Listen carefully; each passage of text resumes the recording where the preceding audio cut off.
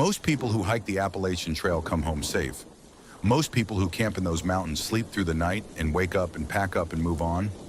Most people who go into those woods alone come back out the same way they went in. But some don't. And some come back changed in ways they spend years trying to describe to people who weren't there. Tonight we have 11 of those accounts. 11 stories from 11 people who found something on that trail that they were not looking for and could not leave behind. Stay with us. Every single one of these is worth hearing all the way through. I'd been a park ranger in western North Carolina for about 11 years. Good job. Honest work. I liked the solitude of it, and I liked that every day was at least a little bit different from the one before. You learn a piece of land over 11 years the way you learn a person. The moods of it, the sounds it makes in different weather, the places it hides things. I knew my patrol area well enough that anything out of place registered without me having to think about it. The research cabin was about 4 miles off the main trail on an old service road that most people didn't know existed. It was a small structure. 1 room, a table, 2 chairs, a wood stove, a covered porch with a split log bench out front. The Park Service used it occasionally for overnight research stays, wildlife biologists, that sort of thing. And it was kept locked and it was strictly permitted access only. I checked on it maybe once a month just to make sure the structure was holding up and nobody had broken in. It was a Tuesday in late October when I drove out there. No reason for concern. Just a routine check on the way back from a longer patrol up north. The service road was overgrown enough that the truck barely fit and the branches scraped both sides the whole way in. I remember that sound, like the woods were telling me to go back. I saw the cabin was unlocked from 20 feet away. The padlock was hanging open on the hasp. I'd checked it 6 weeks earlier, and it was secure. I sat in the truck for a second and looked at the cabin and then got out. The porch was empty. No gear outside. No pack leaning against the wall. No boots at the door. And nothing to indicate someone had made any kind of normal stop. The door was pulled almost shut, but not latched. I pushed it open. The cabin was dark inside. No windows on the north wall, and the 2 small windows on the south side were letting in maybe enough light to see shapes, but not much else. It took my eyes a few seconds to adjust. There was a man sitting at the table, just sitting there, in the dark, at the table. No lantern, no flashlight, no food out, no gear, nothing on the table in front of him at all. He was sitting completely upright in the chair facing the door, and his hands were flat on the table surface, and he was not moving. He looked like someone had placed him there. I said, "Sir, this is a restricted facility. I'm going to need to see your permit, or I'm going to need you to gather your things and move on." And he didn't look up. I stepped inside. I said it again, a little louder, thinking maybe he was hard of hearing or half asleep. He still didn't look up. He was looking at the table surface directly in front of him. His hands were still flat. I could see his face now. Somewhere in his 40s, unshaven, the look of someone who had been outside for several days. Not dirty exactly, just weathered. His expression was, I don't know how to describe it other than to say it was too calm, too settled, like he had been sitting in that chair for a very long time and had made some kind of peace with it. I said, "Sir, I need you to look at me." He said, "I can't leave." His voice was flat, not rude, not distressed, just flat, in the way someone talks when they have already explained something many times and don't have the energy to put feeling into it anymore. I said, "Why is that?" He said, "The man underneath the floor has my boots." I stood there for a second. I looked at his feet. No boots, just socks, wool ones, worn through at the heel. I looked around the cabin. No boots anywhere visible. I looked back at him. My first thought was that this man was not well, not in a dangerous way necessarily, just in the way that spending too long alone in the woods can do to certain people if they're already fragile when they go in. I'd seen it a handful of times over the years. People who go out looking for something and find too much silence instead and come back from it a little sideways. I wasn't alarmed, I was concerned. And I was thinking about how to handle a confused and possibly unwell person in a remote location when I heard it. A thump from directly below the man's chair. I went still. It came again. Same speed, same weight.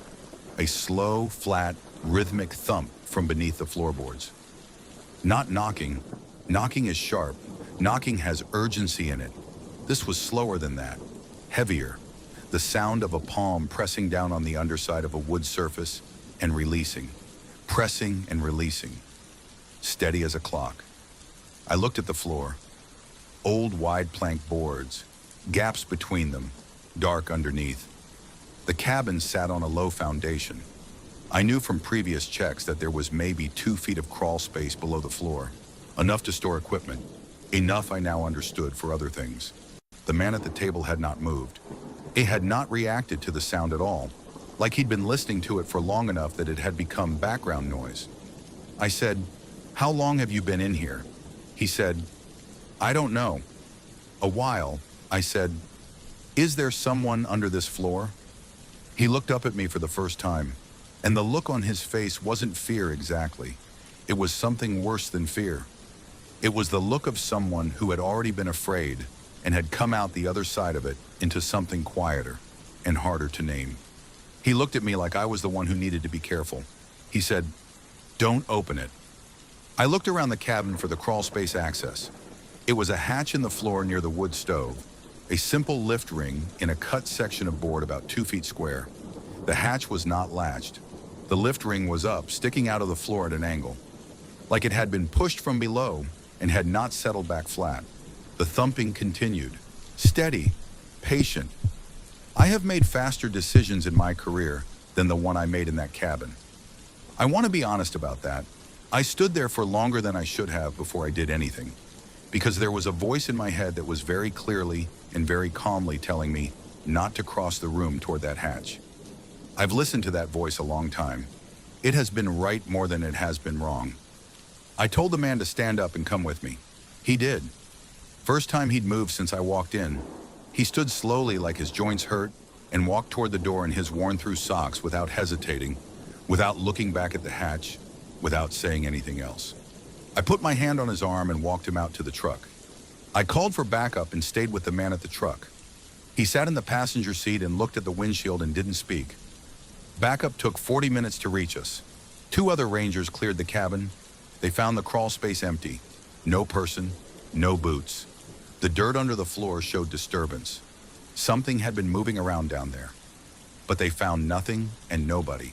The man had no ID on him. Gave us a name we couldn't verify. He was coherent enough that we couldn't hold him. We drove him to the nearest town and let him out at a gas station, and that was the last I ever saw of him. He left the truck without saying anything and then stopped and turned back once. He looked at me through the passenger window for a second. Then he said, "Thank you for not opening it." I drove back to the station. I filled out a basic incident report. Unauthorized access, unidentified individual, removed from location. That was all I wrote. I went back to check the cabin 2 weeks later. The padlock was secure. The hatch lift ring was flat against the floor. Everything in order. I checked underneath the porch on a feeling I couldn't explain. Found 1 boot, just the one, tucked back against the foundation out of sight. Men's size 10, lace-up hiking boot, worn but not old. No matching boot anywhere on the property. I left it where it was. I don't know why. It just felt like the wrong thing to take. I retired in 2001. 22 years. That's how long I've been hiking. And look, after that much time on the trail, you stop learning from guidebooks and you start learning from the mountain itself. You learn how weather moves through a valley before the clouds even bother showing up. You learn which sounds belong out there and which ones make the back of your neck do that thing. You learn how to read the ground, like actually read it. Whether someone passed through recently, how the birds go weirdly quiet when something's disturbed the tree line up ahead. You get comfortable out there, real comfortable. And then something happens that reminds you, fast, that comfortable and safe are not the same thing. I've had bears walk through my campsite like they own the place. I've been pinned on an exposed ridge with lightning coming down every direction and literally nowhere to go. Just had to sit there and take it. I've taken wrong turns in the dark and spent hours on a cold rock waiting for enough light to navigate out. None of that stuff rattles me the way people do. Not aggressive people. That's not what I mean. I mean the other kind. The kind you find out there completely unprepared, and you look at them and think, this person has no idea what they just walked into. That's the one that gets me. Every single time. That specific flavor of scared is worse than anything the mountain can throw at you. The worst one, and I mean the one I still think about, happened on a trail in western North Carolina, fall of 2014. My brother-in-law Crest, that's just what everyone calls him, long story. I don't ask. And I were 4 days deep into a stretch we'd been planning for weeks.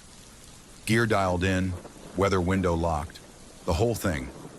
By day 3 we were in it, 8 miles from the nearest trailhead, well off the main corridor. That specific kind of distance where, if something goes sideways, you're handling it yourself. Nobody's coming. That's just the reality. We'd had a later start that morning than we wanted. Not dramatically late, but enough that by 4 in the afternoon we were doing the math and realizing we were going to lose light before we made camp. We weren't panicking. We had headlamps, we knew the trail. We just went quiet and picked up the pace. 5:15, that last thin slice of usable light right before the sky goes from gray to full black. That's when I saw him. And I want to be careful here because I don't want to get ahead of myself. At first glance, he just looked like a hiker coming from the opposite direction. Totally normal, happens all the time. But something registered before I could even name it. Some part of my brain did a fast inventory and sent up a flag before the rest of me caught up. No pack, no headlamp, no trekking poles, no rain jacket, nothing tied to anything. He was wearing a t-shirt, a regular cotton t-shirt, the kind you mow your lawn in, shorts and running shoes, not trail shoes, running shoes. That was it. That was his entire setup. For wherever he was going, he was moving fast, head down. And when I say he looked stressed, I don't mean like mildly concerned. I mean that very specific look someone gets when they've only just realized the problem they're in and haven't figured out what to do about it yet. You know that look? That's the one. I stopped him, asked if he was all right. He looked up and I could see it immediately. That expression that lives somewhere between embarrassment and genuine fear. He said he was fine. Said it the way people say it when they are absolutely not fine, but haven't decided to admit it yet. Said he was just heading back down. I asked where his gear was. He said he didn't bring any. I stood there for a second. He said he'd just gone out for a walk that afternoon, gone further than he meant to. I looked at the sky, looked at my watch, looked at Crest. And Crest looked back at me with an expression that said exactly what I was already thinking. This man is going to be in complete darkness in about 20 minutes. No light, no water, no layer. Miles from the trailhead, on a trail that gets technical in sections. And it was already dropping. Those mountains go cold fast once the sun dips and the wind starts moving through the ridge gaps. Fast. So we sorted him out, gave him one of our headlamps, handed him a water bottle, told him to keep it. Crest, I love this guy, pulled a packable rain jacket from his bag, just handed it over, didn't make a thing of it. The man looked at us like we'd performed some kind of miracle, like it genuinely hadn't occurred to him that this is just what people do out here. You help each other. You have to. I walked him through the next section of trail in detail, where the footing gets loose, where the trail bends and the blazes get harder to spot. How far to the first junction, which way to go at the fork. He listened hard, nodded, said thank you about 4 times. Then he headed down. We headed up, and I thought, okay, that's that. But it wasn't. About an hour later, hiking in the dark with our headlamps on, Crest said something that had clearly been sitting with him the whole time. He said, how do you walk 8 miles into a mountain with nothing? Not even water. How do you make that call and not once, at any point, think, maybe I should turn around? I didn't have a good answer. I still don't, honestly. But here's the thing that actually keeps me up about it. The thing I always come back to. When I was walking him through the directions, I mentioned a specific landmark, a double-blazed tree at the junction, 2 white marks stacked instead of 1, which on the AT means a turn is coming. It's the kind of detail that matters if you don't know what you're looking for. I described it and he nodded and said, "Yeah, I saw that on the way up." He saw it on the way up, which means at some point on his way into the mountain, not out, in, he passed a navigation marker that is specifically designed to tell hikers, "Pay attention, something's changing." And he kept going. Past that. Past the point where the trail gets remote. Past any reasonable moment where the situation should have told him to stop. I don't know what was going through his head. I genuinely, truly do not know. What I know is we gave him a headlamp and a jacket and a water bottle and directions and watched him walk off into the dark. And I never found out if he made it to the trailhead that night. Didn't get his name. No way to check. Cress said, "He'll be fine." Said it like he was closing a door more than like he actually believed it. I didn't say anything, but I'll tell you this. I have never once, not once, gone into those mountains without checking my pack twice before I leave the car, because I have seen what the trail looks like from the other side of being prepared. It's a long walk, dark, cold, and sometimes there is nobody coming up behind you with a spare headlamp. I was crossing this shallow stream on a stretch of the long trail in Vermont, the part where it overlaps with the AT, and my map just slipped out of my hip belt pocket. Didn't hear it, didn't feel it, just gone. And by the time I noticed, I'd already walked 20 minutes past the crossing. Going back felt pointless, so I just thought, blazes are blazes, I'll follow the trail, it'll be fine. That was my first mistake. Nothing dramatic, just the quiet kind that slowly compounds until you're standing in the woods going, oh no. I was 26, solo trip, 4 days plan, 2 days in. The section I was moving through was dense Vermont forest, second growth, trees packed close together, canopy so thick the light on the ground was always a few shades darker than it should have been. Beautiful, yeah, but not in a warm way, in a serious, unsmiling kind of way. The kind of forest that genuinely does not care that you're in it, at all. So the blazes started getting harder to find around mid-afternoon.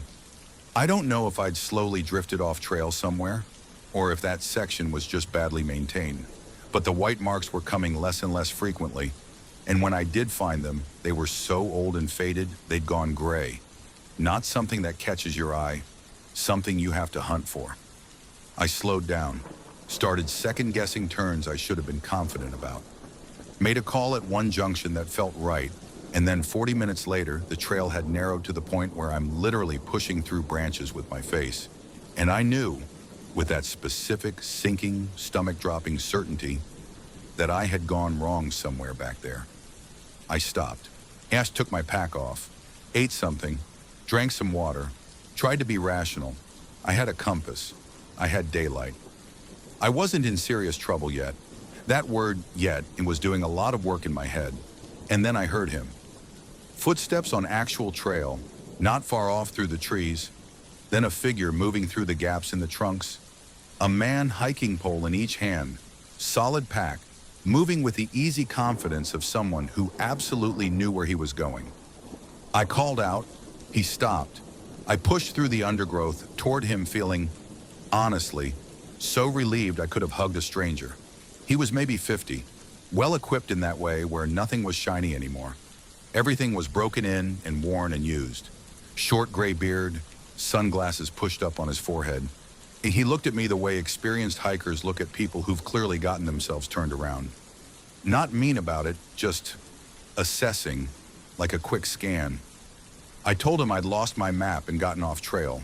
He nodded like that was a completely reasonable thing to have happened, said he knew this section well, was heading toward the next shelter. Did I want to walk with him? I said yes, immediately. Didn't hesitate for a second.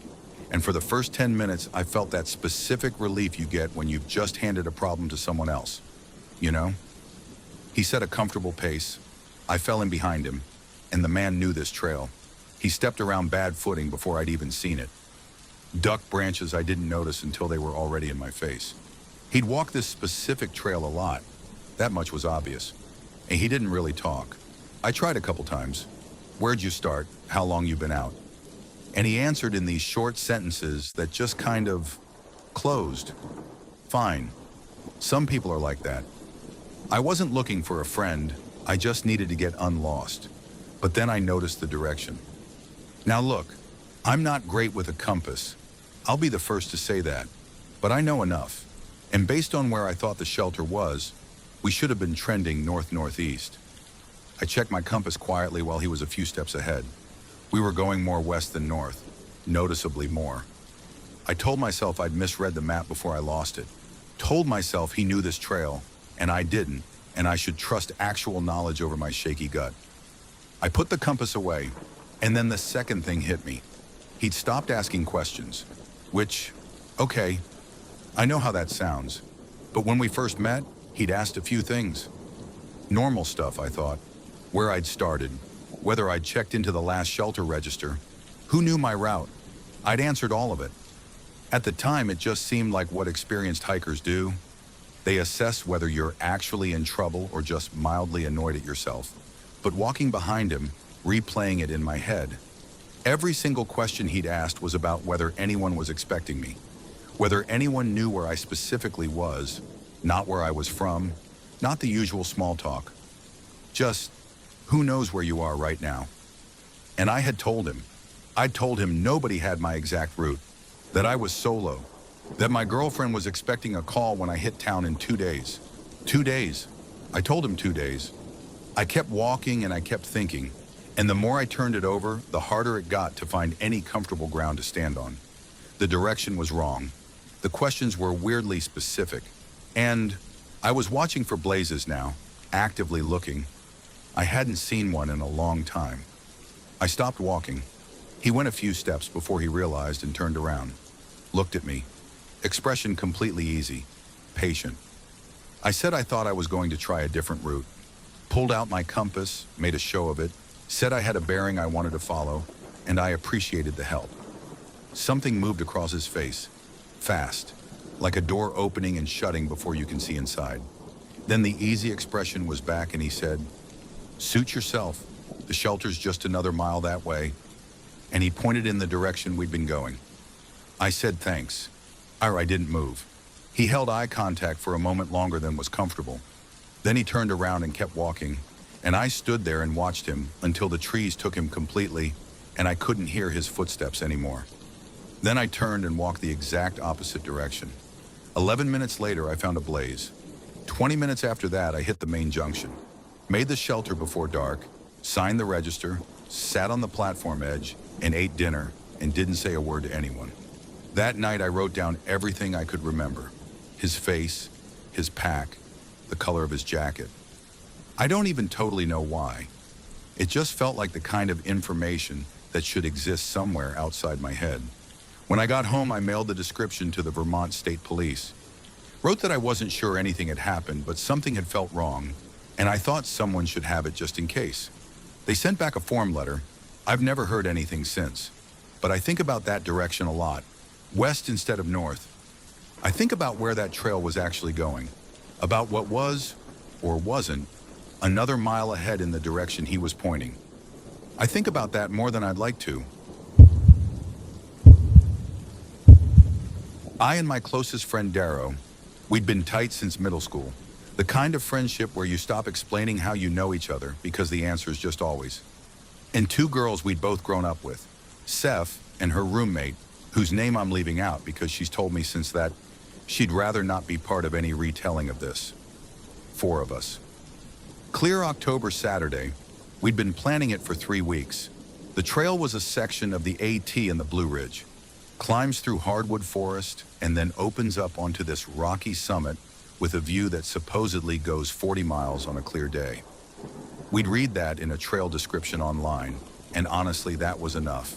None of us had been there. We wanted to see if it was real. Climb took about 2.5 hours. Good trail, nothing technical. And we talked the whole way up the way you do with people you're actually comfortable with. About nothing, about everything, the kind of conversation that doesn't need a destination to be worth having. By the time we broke through the tree line onto the summit rocks, we were warm and happy and ready to just sit. The view was everything, genuinely.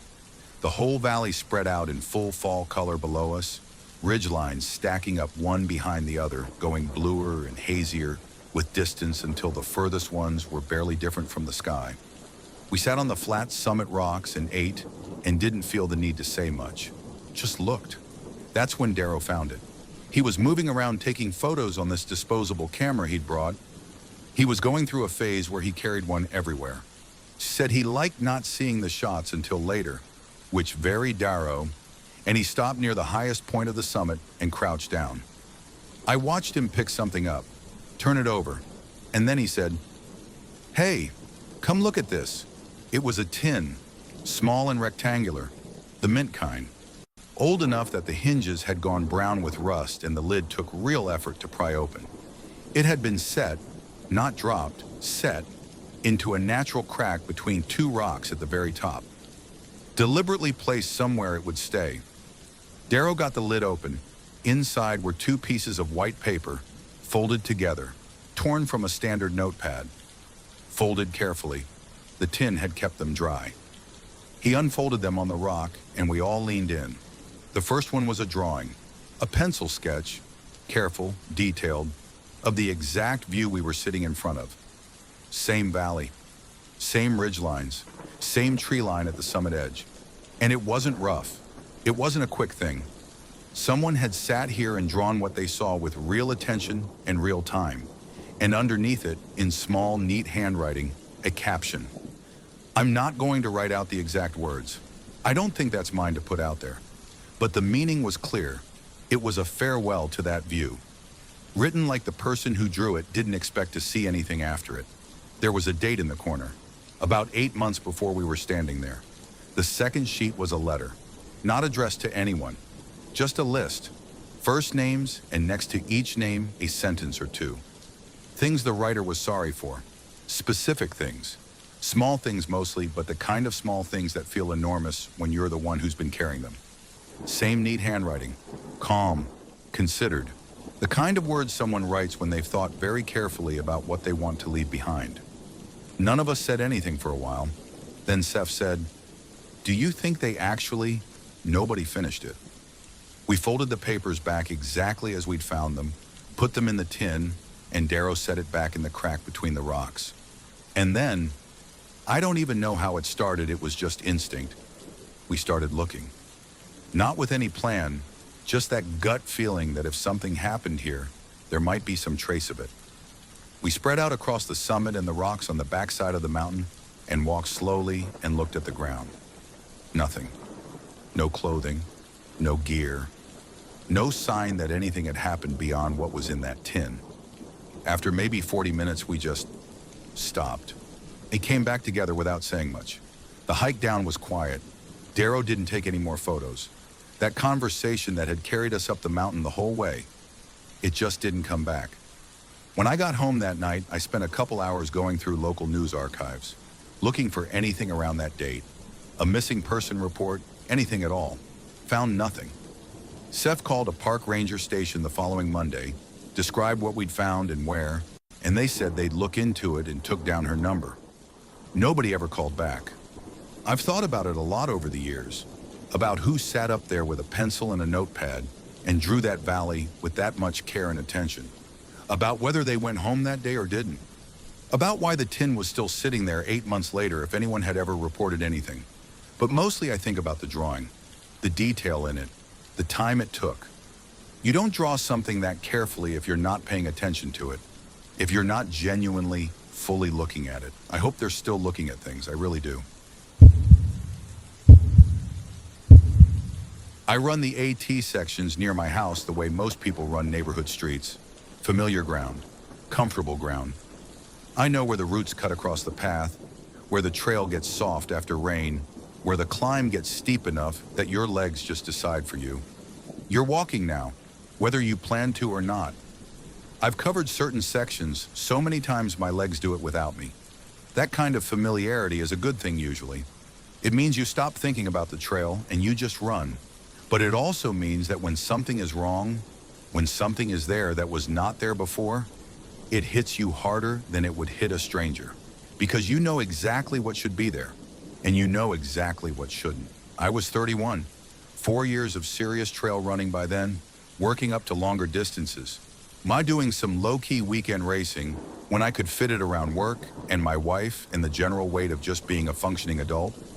My usual Tuesday morning loop was 9 miles, out along a creek drainage, up through mixed forest, along a ridge, back down through this hollow that stayed cool even in summer. I'd run it maybe 60 times, maybe more. Every route, every bend, every significant feature of that trail existed in my head like a map I didn't need to unfold. Early April, cold morning, gray sky, that kind of flat light that never really gets bright even at midday. Trees still mostly bare from winter, just the first suggestions of green starting on the lower branches.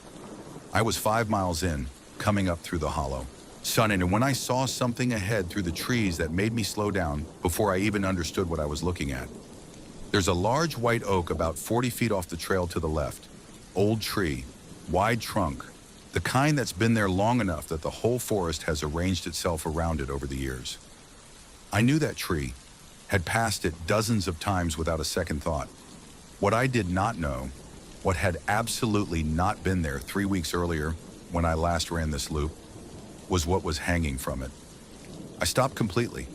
Dolls, not one or two, many, hanging from the branches on lengths of cord and wire and what looked like fishing line at different heights throughout the canopy. Lower ones at eye level, higher ones up in the mid-branches where the tree spread wide. Different kinds, plastic baby dolls, cloth ones, a few that looked handmade from rough fabric. Most of them had been out there long enough to weather, their coloring faded and blotched from rain and cold. I stood at the trail edge and just looked at them, trying to process. And then I started noticing the details, and that's when the morning changed. They weren't just hanging, each one had been arranged. One had its arms bound behind it with wire, another had a cord looped around its neck, head tilted at an angle. Several had been fixed to the branches in positions I'm not going to describe in full. And I mean that. Even now writing this out feels wrong in a way I can't fully explain. What I will say is that whoever put them there had put individual thought into each one. This wasn't random, it wasn't careless. Every single doll had been placed with intention. I counted 14 before I made myself stop counting. And look, I want to be honest about how hard I was working to stay rational in that moment. I told myself it was probably some kind of trail art. Trail art is a real thing. People leave cairns, carvings, little installations out in the woods. I'd seen weird stuff on trails before, and most of it had an innocent explanation. I held on to that. I really tried. But art projects don't look like that. Whatever word you'd reach for to describe what I was looking at, it wasn't art. That word didn't fit. Nothing comfortable fit. My breathing had gone shallow without me noticing. I became aware of how quiet the hollow was. Creek sound there but muffled, and the birds that usually made noise in that section weren't making noise. I don't know if that was connected to anything or if I was just suddenly paying attention to things I normally tuned out while running. Either way, the quiet felt specific, intentional almost. I looked at the ground around the base of the tree, leaf litter disturbed, scuffed up in patches like someone had been moving around under the branches. Boot prints in a soft, muddy section near one of the roots. More than one set. Couldn't tell how recent. I did not go closer. I want to be straight about that. I thought about it for maybe 1 second, and then I didn't.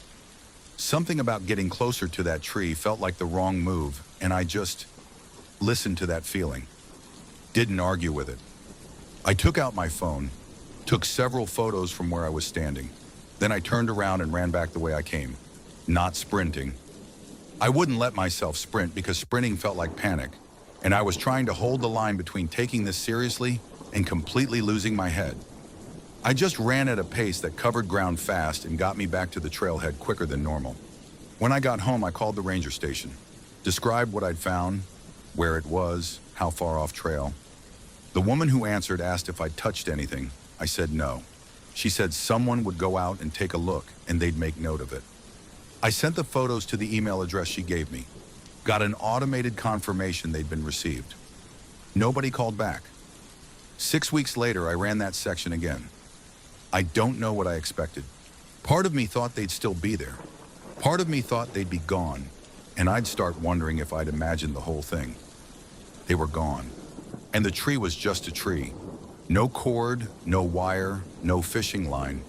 Even the disturbed leaf litter around the base had settled back to normal. I stood there for a minute looking at a completely ordinary white oak in an ordinary stretch of trail with nothing to indicate anything had ever been there. I've run that loop maybe 30 times since. I always slow down at that tree. I always look up into the branches. I don't know exactly what I'm checking for. I think I'm checking that it's still just a tree. So far it is, but here's what I think about more than the dolls themselves. More than how they were arranged or how many there were or how much thought went into each one individually. I think about the time it took. 14 dolls, 14 individual setups, cord and wire and fishing line. Someone was in that hollow for a while doing that work, in a section of trail that gets almost no foot traffic, in a spot you'd only find if you knew the area well. This wasn't someone passing through. So I grew up in a small community in the West Virginia hills. And when I say small, I mean 15, maybe 20 families spread along one road over a 5-mile stretch. That's it. That's the whole world. Everybody's kids ran together. Everybody knew whose truck belonged to who just from the sound of the engine coming up the road. You knew every face, every name, every dog. That level of knowing everybody, hold on to that. It matters later. From about age 11, I had this habit of going further into the woods than my parents knew about. Not because I was trying to be rebellious or whatever. I was just curious. I liked finding things. Old logging roads, creek crossings, rock formations, the stuff the woods hide from you if you don't go looking. I'd just pick a direction and walk until something interesting stopped me, then figure out how to get back without retracing my steps.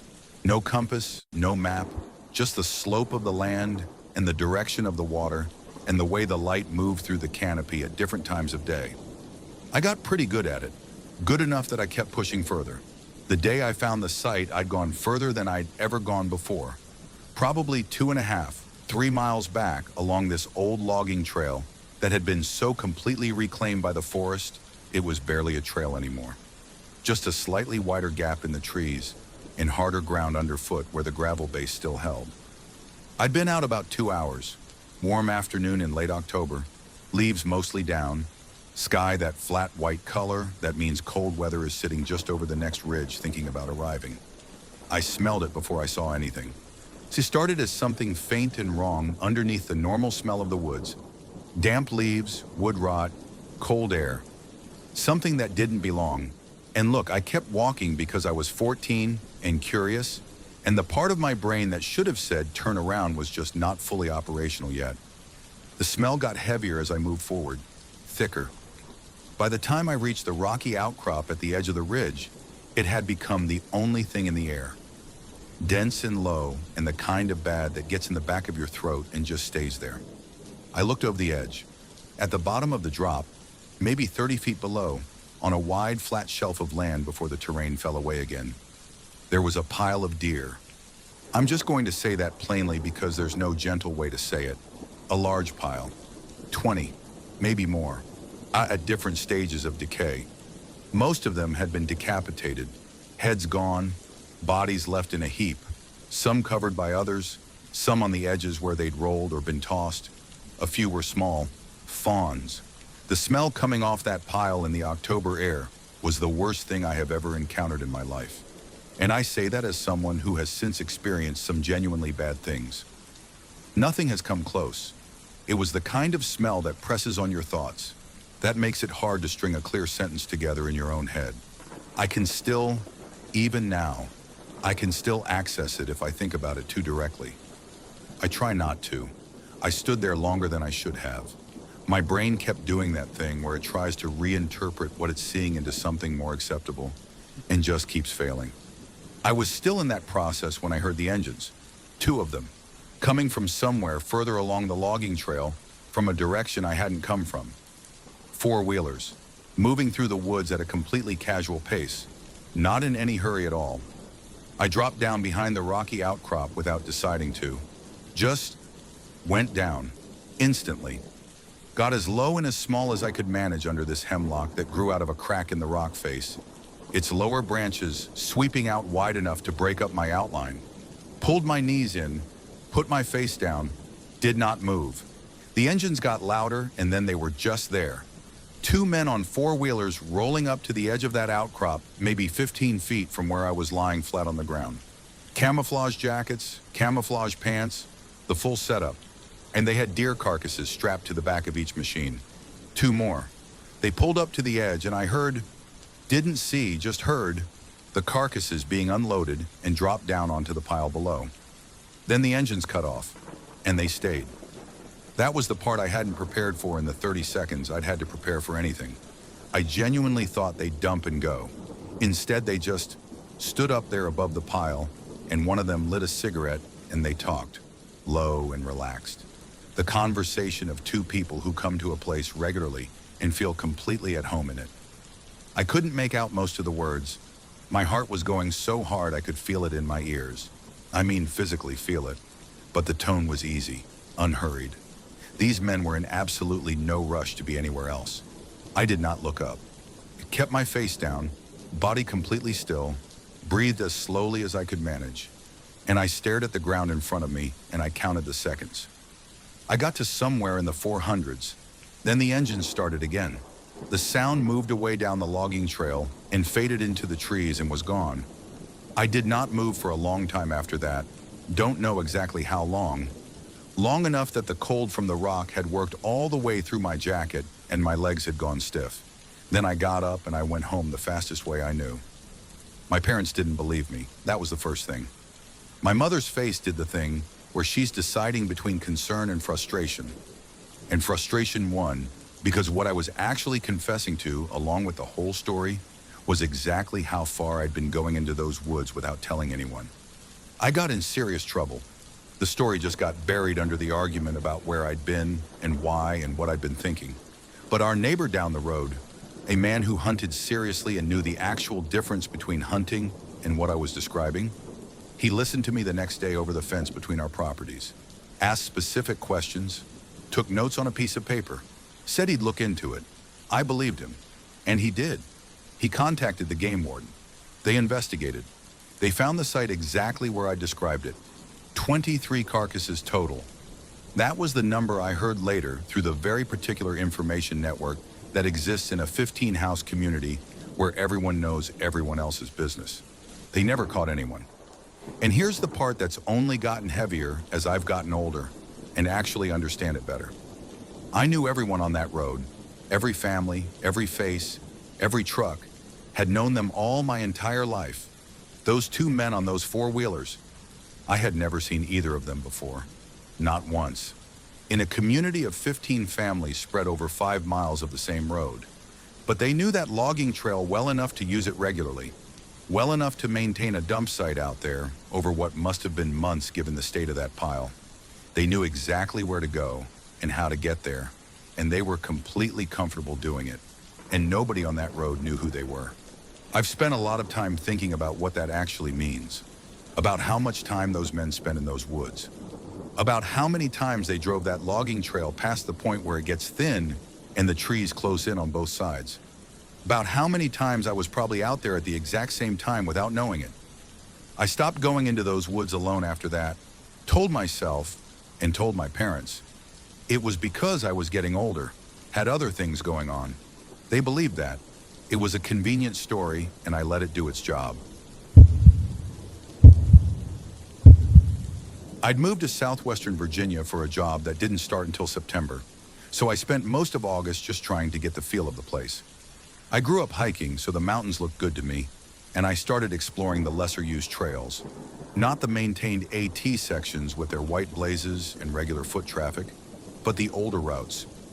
Unmarked herding trails mostly, paths that predated the whole recreational trail system, that followed streams and ridgelines for agricultural reasons that don't exist anymore. Hard to find on any map. The kind of trail where you go half a mile without seeing another boot print and start to feel like you might genuinely be the only person who's been through here in a very long time. I love that feeling. I was 22, and I thought that feeling was a good thing. And the one I took that Tuesday followed a stream through a designated wilderness area. And look, it was beautiful. I mean genuinely, almost unreasonably beautiful. Water lined with spruce on both banks, tall grass right down to the water's edge. The kind of place that looks like it was arranged on purpose even though nothing had ever touched it. I'd found it on an old topographic map from the county library and spent 20 minutes just staring at the contour lines before deciding I had to go. That's the kind of person I was at 22. The problem was the heat. August in Virginia is a particular kind of hot, heavy and wet and completely inescapable. The kind that gets into your clothes and just lives there. I was in long pants because of the tall grass and the ticks, and by the time I was 2 miles in, I was soaked through entirely. And the stream running beside me was getting harder and harder to ignore. When I came around to this wide bend where the water slowed and deepened, and the spruce shade came all the way across both banks, I made a decision. And I want to be clear, in the context of where I was, it didn't feel careless. I was deep in a wilderness area on an unmarked trail that almost nobody knew existed. The nearest official trail was over a mile away. I hadn't seen a single sign of another person the entire 2 miles in. No prints, no fire rings, no flagging, nothing. I was genuinely alone out there. So I stripped down, left my clothes and pack on a flat rock at the water's edge, and waded in. The cold hit immediately. That specific cold that forces all the air out of your lungs at once before you've even processed what's happening. Your body just contracts. But underneath that first shock, it was extraordinary. The heat just left. All of it. I waded out to chest depth and stood there in the current and let my body temperature drop back to something reasonable. And I felt completely, perfectly alone in the best possible way. I don't know how long I stood there. Long enough for my breathing to slow all the way down. Long enough that I stopped thinking about anything specific and just existed in that cold water, in that quiet bend. And then I got curious about what was around the next bend. The stream curved sharply to the right about 40 feet ahead, and the tall grass on the far bank completely blocked the view. And something about not being able to see what was there just made me want to see it. So I waded forward slowly, staying at chest depth, moving through the water quietly the way you can only move when you're fully submerged and your weight is supported and your feet are finding careful purchase on the stream bottom. No splashing, almost no sound at all. I came around the bend. There was a man sitting on the bank, maybe 30 feet away, sitting in the tall grass with his knees up and his arms resting on them, completely still. Older, hard to say exactly, maybe 50s, maybe older. Wearing work clothes, dark pants, a heavy shirt despite the heat. No pack, no fishing gear, no hiking poles. Nothing to explain why he was sitting in the grass at the edge of an unmarked stream in a wilderness area in the middle of a Tuesday afternoon. And he was looking directly at me. And here's the part that went through me first. There was no startle, no shift in his posture, no reaction of any kind to a person coming around a river bend. He just looked at me the way you look at something you've been watching for a while and expected to see. Patient, still, completely unsurprised, like he'd been sitting in that grass long enough to become part of it. I stopped moving. The current pushed lightly against my chest. My clothes and my pack were 40 feet behind me around the bend. My phone was in my pack. My boots were on the rock. I said, "Hey, sorry. Didn't know anyone was out here." Nothing. He didn't say anything, didn't move, just kept looking at me with that same settled expression. Not threatening exactly, not warm, just there. Present the way a feature of the landscape is present. I said, "Nice spot." Nothing. The stream moved around me. A bird called once in the spruce on the far bank and went quiet.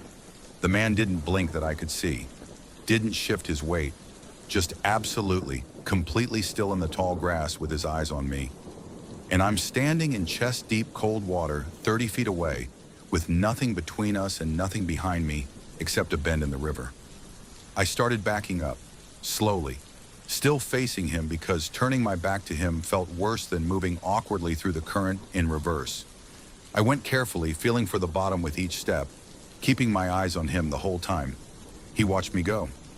I backed around the bend, and the second he left my sight line, I moved. Got to the rock. got my pants on. It got my boots on without the socks because there was genuinely no time for socks. And if you know how much I hate that feeling, you understand how fast I was moving.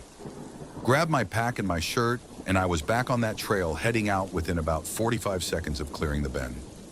I walked fast for the first half mile, then something in me settled just enough to slow down, put my shirt on properly, and actually think. I went through the explanations the way you do. Local landowner, maybe, though I checked, and the wilderness designation should have meant no private land in there. Another hiker who just happened to be nonverbal and completely unresponsive to basic human conversation. A man who liked to sit by streams. I held each one up and looked at it. None of them accounted for the way he looked at me when I came around that bend. That was not the face of someone surprised. That was the face of someone who had been expecting me to come around that corner. Who knew I was coming? Who had been watching that bend and waiting for it? And the only way that was possible, the only way, was if he'd been somewhere behind me, in the tree line, in the tall grass along the trail, watching me walk in, watching me reach that bend, watching me leave my clothes on that rock and wade into the water, watching me wade around the corner, and then getting there ahead of me while I was standing in the middle of the stream with my eyes closed. I drove home and showered and sat at my kitchen table for a long time. Tried to find any information about that trail the next day. Any reports, any incidents, on anything connected to that area at all. Nothing. It was too unmarked, too unknown for anything official to have ever touched it. I never went back to that stream. I've hiked hundreds of miles since that August. Good trails, hard trails, trails I've loved completely. But I have never gone back to an unmarked route alone. Not once. Not without telling someone exactly where I'm going and exactly when I'll be back. And I have never, not once since that afternoon, waded into a river I can't fully see around. Some bends you round and you can't unround them. You can't unsee what's on the other side. I know that now. I was 11. My best friend, I'll call him Robbie because that's his actual name, and he's the one who told me to finally talk about this, was also 11. We'd been inseparable since second grade. In that specific way, boys that age are inseparable, which basically means we had the same brain and the same appetite for doing things we probably shouldn't. Same summer day camp that year, county-run program, and every Wednesday they loaded everyone onto 2 buses and drove us to a state park in the Tennessee hills for the day. The park had fields, picnic areas, maintained trails. Counselors ran organized sports most of the day. Baseball in the morning, soccer after lunch. For most kids, that was completely fine. For Robbie and me, it was the single most boring possible way to spend a Wednesday. We didn't do sports, we did woods. We did finding things. We did going further than we were supposed to and seeing what was there. That was our whole thing. We were not allowed to go off alone without a counselor. That rule was stated clearly and often. We never once asked for permission because we already knew the answer and had decided between ourselves that the answer was wrong. The Wednesday this happened was mid-July. Hot the way Tennessee in July is hot. Thick and close and completely inescapable. The kind of heat that makes the air above the fields shimmer in the early afternoon. Sports had been going since 10 in the morning, and by 1 o'clock the counselors were tired, and the kids who actually cared about winning were deep enough into the game that nobody was doing a thorough head count. Robbie and I drifted to the edge of the field, then the tree line, then into the trees, and within 5 minutes the sound of the game was behind us, and we were in the woods. The park connected to a trail corridor at its back boundary. Not the main AT, but a feeder trail that ran along a creek drainage up into the hills before joining the larger trail system about a mile in. We'd spotted it on a posted map near the parking area when we arrived and spent most of the morning baseball game talking about it instead of paying any attention to who was at bat. It looked like it went somewhere. That was enough for us. The trail was well shaded, followed the creek closely, water low from the summer dry spell running clear over flat rocks. 10 degrees cooler in there than out in the fields. We walked easy, talked about nothing, turned over rocks looking for crawdads the way we always did near water. So normal 11-year-old stuff in a Tennessee forest on a Wednesday afternoon. Nothing about the first 20 minutes felt like anything other than exactly what it was. Then I noticed the smell. Came in gradually. Not alarming, not a bad smell exactly, Just something that didn't belong in that creek corridor. Sweet in a chemical way, like something synthetic trying to imitate something natural and not quite getting it right. I mentioned it to Robbie. He smelled it too. We looked around, didn't see anything obvious, kept walking. I told myself it was probably something decaying further up the creek. Organic smells in summer woods get weird sometimes. I filed it away and moved on. Then came the sounds. About a mile in, where the trail pulled away from the creek and started climbing through a denser section of forest, and we started hearing something from uphill and to the left. At first I figured it was noise carrying from the park. Sound does strange things in hills, and I thought we were just picking up the game from a weird angle. But we'd been walking away from the park for almost 30 minutes and this sound was coming from completely the wrong direction. And the more I actually listened to it, the less it sounded like kids playing. The cadence was off, too regular, too rhythmic, like people talking in a pattern instead of the way people actually talk. Robbie heard it too. He stopped and tilted his head the way he always did when he was concentrating hard on something. And he said, "Is that chanting?" I said I didn't know. We stood there and just listened. The sound came in waves, rising and falling with the breeze moving through the canopy. Swore I couldn't make out words. It was more like the shape of words. A repeating sequence of sounds that had the structure of language without being anything I could actually identify as language. Maybe 7 or 8 people, maybe more. Hard to judge. And I want to be honest about what I felt in that moment because I've thought about it a lot since. I wasn't scared yet. 11-year-old me wasn't sophisticated enough to be scared of a sound in the woods without a more immediate reason. What I felt was more like a wrongness I didn't have the vocabulary for yet. This sense that we'd arrived somewhere we were not supposed to be, like we'd walked past a line we hadn't seen. Then Robbie, and this is the part that really got me, Robbie said, "We should probably go back. You have to understand." Robbie was not the cautious one. Robbie was the one who talked me into things. Consistently.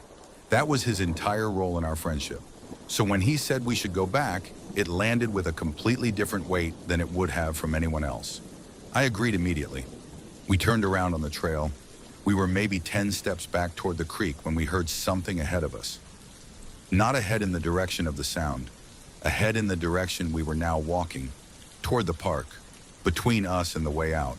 Footsteps, slow and deliberate, coming toward us on the trail. We stepped off into the undergrowth on the right side without saying a single word about it. Just moved, like we'd agreed. Got behind a stand of mountain laurel thick enough to break up our outlines and crouched down and went completely still. The footsteps got closer. A man came around the bend in the trail, alone, moving slowly, looking at the ground on both sides as he walked.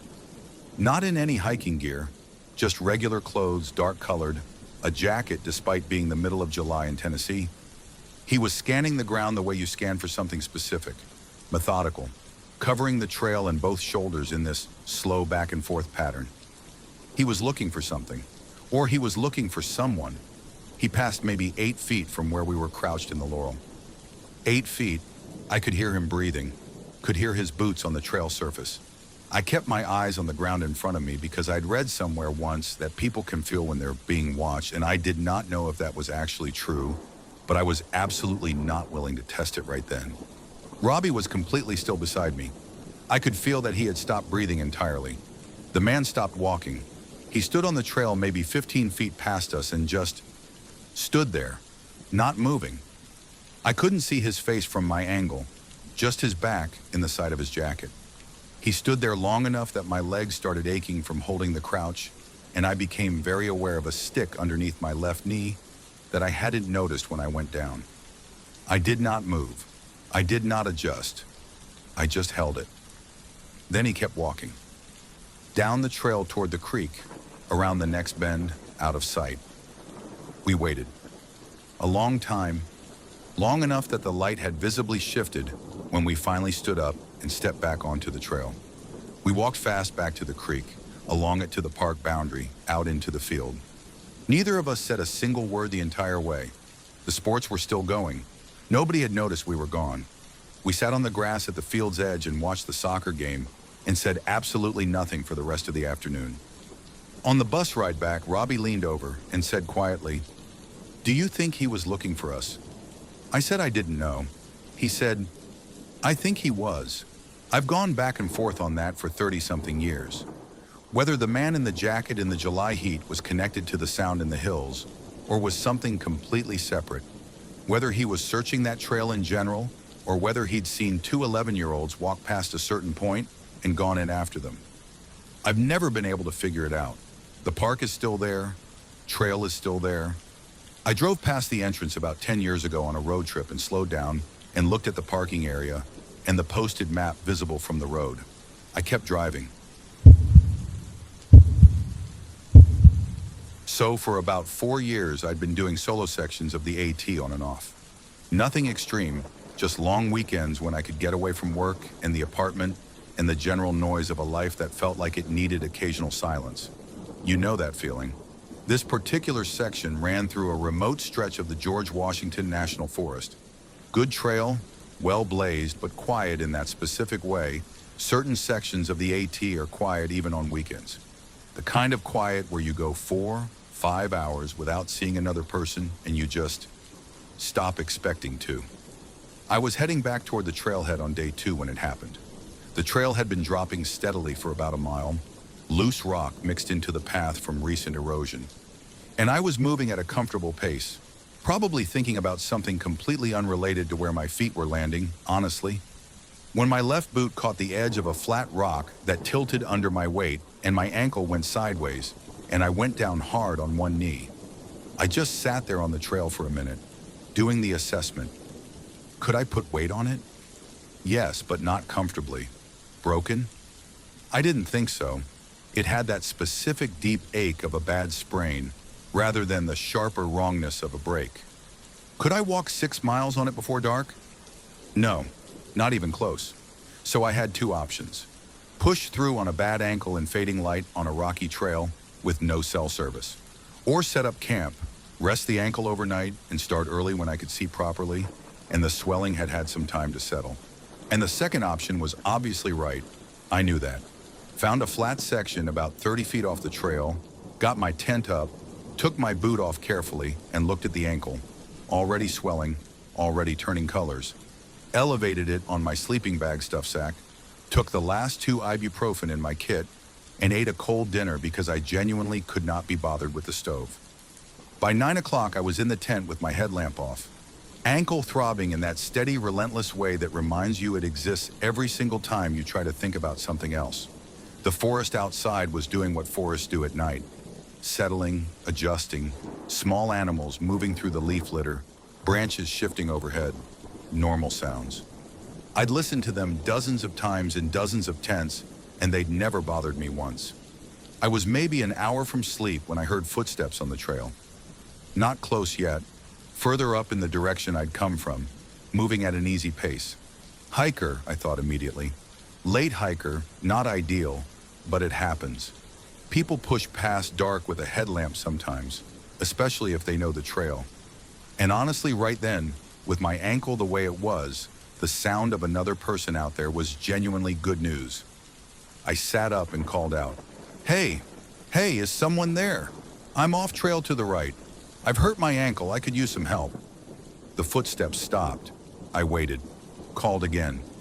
Same thing. "I'm hurt. I need help. Can you hear me?" Silence. Then breathing. Not from the trail, from outside the tent. Maybe 6-8 feet away. Slow and even. Not exerted, not nervous. Just present. Steady. Like something that had simply decided to be there. I sat very still and told myself it was a deer. A deer standing at the edge of the clearing, curious about the tent. Deer do that. They stop, they stand, they breathe, they move on. Completely normal. I've camped near deer 100 times. That's what I told myself. I said, "Hello, is someone there?" The breathing continued. Same pace, same distance. I unzipped the tent, headlamp on my head, clicked it on as the zipper opened, swept the beam around the clearing in a full arc. Nothing. Empty clearing, my gear stacked at the entrance. Tree line on all sides. No deer, no person. Trail not visible from that angle, but audible and completely silent. I sat in the tent door for a full minute with the light running, looked at the ground in the beam's reach. It didn't get out because my ankle was bad enough that moving fast wasn't something I could count on anymore, and I wasn't going to compromise that without a clear reason. So I zipped back up and lay down. 4 minutes, maybe 5. The breathing came back, closer this time, right outside the tent wall on the left side, close enough that the sound had texture. Not just the fact of breathing, but the actual sound of air moving in and moving out at a measured, unhurried pace. I lay on my back and stared at the tent ceiling, and my right hand found the small folding knife I keep clipped inside my pack's top pocket. And I held it, and I did not move, and I did not make a sound. Because something had shifted in my thinking during those 4 minutes. The first time I'd called out and the breathing started, I'd assumed whoever was on that trail had come over to check on me. A shy person, uncertain, didn't speak much English. Any of a dozen explanations for why someone would stop outside a tent without answering. People are strange, I know that. People do weird things. But a person who is checking on an injured hiker does not hide when the hiker opens the tent and shines a light. A person who means well does not wait in the dark for the light to go out and then come back closer. I lay there and worked through that logic very slowly and very carefully while the breathing moved around the outside of the tent. Not constant, it would stop for 10, 15 minutes, and I'd start to think it was gone, start to let my grip on the knife ease just slightly, and then it would come back. Different position each time. Left side, then the back, and then the right side near the door. Circling, I did not sleep. I watched the tent fabric get gradually lighter as the sky outside shifted from black to gray to that thin, pale light of early morning. The moment I could see clearly enough to move, I laced my boot, slowly, over the swollen ankle, which was its own special kind of awful. And I got out of the tent. The clearing was quiet, still, looked completely normal in the morning light. I stood in the tent door and looked at the ground. Boot prints, in the soft earth around the tent, clear, deep, human boot prints. Going around the tent in a rough circuit, multiple passes, I followed them with my eyes all the way around. They came in from the trail, circled the tent 3, maybe 4 times based on the overlapping impressions, and went back to the trail. See, no sign of where they went after that, just the trail going in both directions into the trees. I packed up in under 10 minutes and walked 6 miles on a bad ankle without stopping once. I was working warehouse shifts in Roanoke and living in a studio apartment that smelled like the previous tenant's cigarettes, no matter what I did to it. Didn't matter how many times I cleaned, the smell just lived there. I had maybe $40 left after bills most weeks. A 1992 Toyota that made a sound on the highway I genuinely decided to stop thinking about because thinking about it wasn't going to fix it. And this low-grade feeling that things weren't really moving forward so much as just continuing. I wasn't miserable, just running low on whatever it is that keeps you feeling like your life has some kind of momentum. The AT was free. That's honestly where it started. I could throw my gear in the trunk on a Friday after my shift, be on a trail by Saturday morning, and for 2 days, nothing cost me a single thing except the gas to get there. I wasn't a serious hiker. I knew to stay on the trail, hang my food, tell someone where I was going. That was basically the full extent of my knowledge. But the woods asked nothing from me, and I desperately needed something that asked nothing from me. So we had an arrangement. Late July 2006, I decided to do an overnight near the McAfee Knob area. Tuesday start, figured I'd have most of the trail to myself, which turned out to be exactly right. Hiked about 8 miles in, moving slow because of the heat. And I want to be clear about what Virginia heat in late July actually feels like, because it's not just hot. It doesn't feel like temperature so much as pressure, like the air itself has weight and you're moving through it rather than breathing it. It's exhausting in a way that sneaks up on you. Reached one of the 3-sided trail shelters around 6 in the evening. Basic structure, wooden floor, roof, 3 walls, open front facing the woods. The kind of thing that exists purely to keep rain off you and nothing else. The wood was old and dry, and the floorboards had that fine gray dust that builds up in places nobody ever really cleans. I was the only one there. Set up my pad, ate some cold food, read a paperback until the light got too bad, crawled into my sleeping bag around 9. My bag was blue, old North Face, bought secondhand.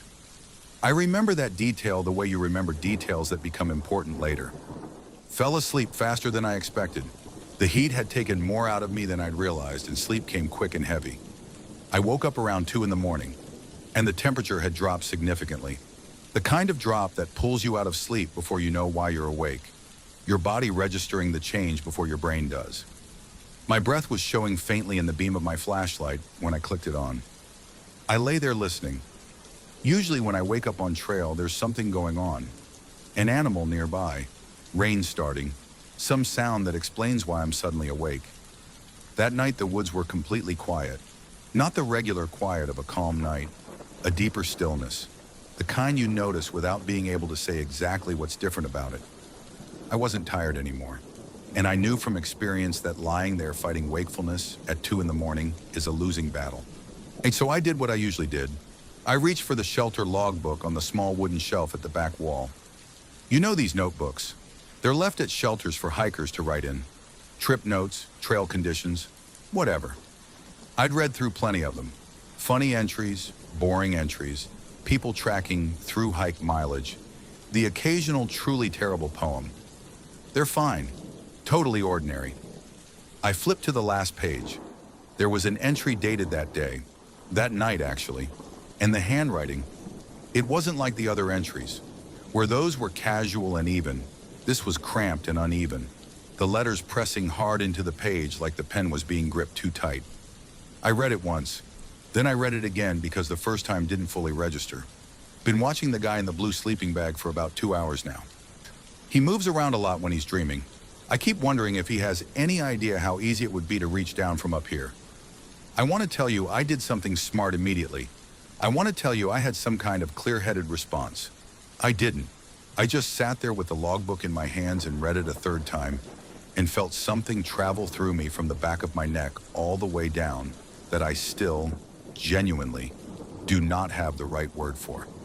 Not cold exactly. More like every single nerve in my body registering something at the exact same moment. I was in a blue sleeping bag. I had been asleep, moving around, dreaming apparently. I looked up at the rafters. The shelter had thick wooden beams running across the top, maybe 8 feet overhead, supporting the roof. My flashlight reached them but didn't do much with the shadows up there. Deep pockets of dark between the beams where the light just dropped away and stopped. I held the beam up there and stared, and I could not tell you with any certainty what was or wasn't in those shadows. The beams were wide enough. The structure was solid enough. Someone who knew what they were doing could have been up there easily. I did not call out, didn't say hello, didn't say who's there, none of the things you do in movies. Something told me very clearly that making noise was the wrong move, that if there was any advantage available to me in that moment, it was that whoever wrote that entry didn't know I'd read it yet. I closed the logbook, set it back on the shelf, slowly, lay back down in the exact same position I'd been in, clicked the flashlight off, and then I just lay there in the dark with my eyes open and my heart going and my brain doing the fastest thinking it had ever done in my life. The entry said 2 hours. 2 hours of watching me sleep, which meant whoever wrote it had either been there when I arrived or had come in after dark while I was already out. Had climbed up into the rafters and sat up there in the dark watching me long enough to get bored and decide to write something down about it. And that part, the writing it down part, that's what I kept getting stuck on, because that was a choice. At some point during those 2 hours, whoever was up there decided to climb down, write in the logbook, and climb back up. Or they'd written it before they went up, which was somehow worse because that meant it was planned. The entry wasn't some spontaneous impulse. It was considered, deliberate. Someone had thought about this before they did it. I lay there until the sky outside the open shelter front started going from black to that deep blue of very early morning. Did not sleep, did not move more than I had to. At the first real suggestion of gray light, I got up in one motion, grabbed my pack, and I want to tell you something interesting. I had not unclipped anything, had not spread my gear out the way I normally would have. Some part of me had apparently made decisions the rest of me hadn't been informed of. And I walked out of that shelter without looking up. Just walked straight out, did not look up. 8 miles on a body that had been awake since 2 in the morning. Back at my car before 9, drove straight home, showered, sat on my bed for a while, just kind of existing. I went back to the trail the following month. Different shelter, different section, but I went back because not going back felt like letting it take something from me I wasn't willing to give up. But here's what I do now that I didn't do then. Every shelter I stay in, last thing before I sleep, I read the logbook. All of it. Every single entry. Right to the very end. And I sleep on my back now, so I'm already facing up. Kenny is 4 years older than me. He was 27 in the summer of 1991, which made me 23. We tried to do at least one proper fishing trip a year. Just the two of us. No wives, no friends, a cooler with enough food and beer for 2 days, and as much time on the water as we could get. That year we went up to a lake in the Appalachian foothills in western North Carolina. Small lake, private feeling. Not a lot of boat traffic, not one of those lakes with jet skis tearing around all weekend. The kind of place where you can sit in a small rowboat and genuinely forget that anything outside of that water exists. We got there Friday afternoon, set up camp at a site near the water, got the rowboat in around 5 o'clock. The fishing was good. Really good, actually. And we weren't talking much. That's the thing about fishing with someone you're actually comfortable with. You don't need to fill the silence. Just sitting there with our lines in, moving around the lake slowly, watching the light change as the afternoon started getting long. By around 7, the sun was getting low. That golden hour light that does something beautiful to a lake surface. We were maybe 200 feet from the far shore, which was wooded and pretty undeveloped on that side. No campsites over there, just tree line right down to the water's edge. We'd been on that side of the lake for maybe 20 minutes. That's when Kenny said, "Hey, there's somebody over there." I looked. There was a man standing at the water's edge in the tree line, just standing there on the shore.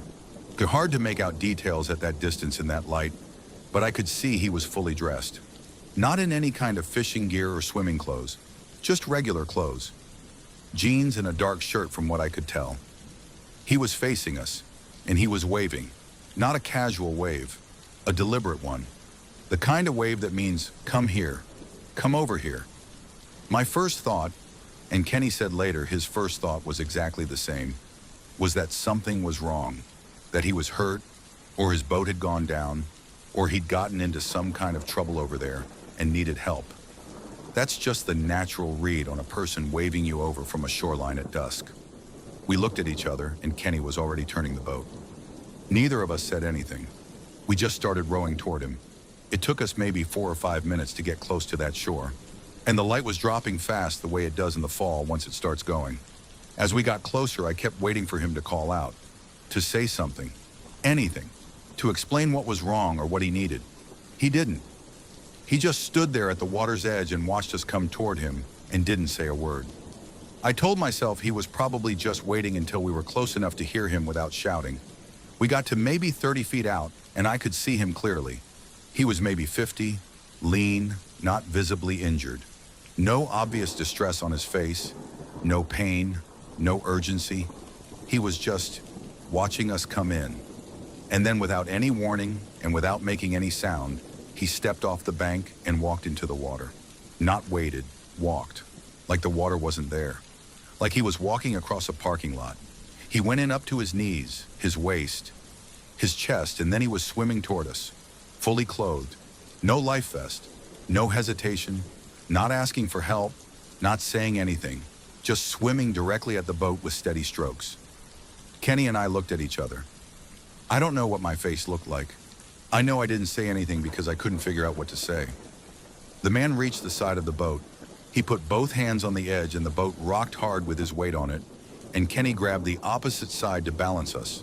And I was looking down at this man in the water, holding onto our boat and waiting for him to say something, to ask for help, to explain literally anything about what was happening. He looked up at me. I have thought about that look every day for over 30 years. I want to be careful about how I describe it because I don't want to make it something it wasn't. It wasn't menacing exactly. It wasn't angry.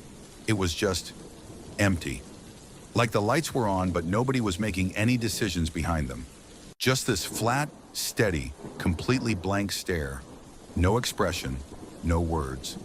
He just held on to the side of the boat and looked at me and started trying to pull himself up over the edge. Kenny hit his hands with an oar.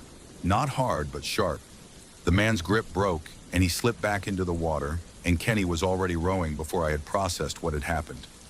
I was facing backward, the direction we'd come from, and I was watching the man in the water watching us go. He didn't call after us, didn't yell, didn't splash or struggle. He just treaded water and watched us row away with that same blank expression until the distance and the failing light took him out of view. We got back to our side of the lake and pulled the boat up, and neither of us said a single word for probably 10 minutes. We just sat there on the bank. Kenny opened a beer. I didn't want one. I kept looking across the lake at the far shoreline, trying to see if there was any movement over there. I couldn't make anything out in the dark. Eventually, Kenny said, "You want to pack up tonight?" I said, "Yeah." We drove home in the dark. We stopped at a gas station about 30 miles out, and I remember standing under the fluorescent lights and feeling like I was back in the real world and not entirely sure how I'd gotten there. Kenny got a coffee, I got a water. We stood outside by the car for a bit. He never said anything about it. Not that night, not on the drive home, not ever.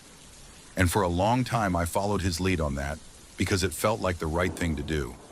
Like if we didn't say it out loud, it stayed over there on that lake. But here's the thing I've never been able to let go of. When we rowed away from that shore, I was watching behind us, watching the man in the water. And at no point did I see him swim back. He didn't turn around. He didn't head back to shore. He just stayed there in the middle of that lake watching us go. I don't know how long a person can tread water in clothes in a mountain lake in October. I've never looked up whether anyone reported anything from that area that year. I've thought about it. I've come close a few times. I always decide I'd rather not know.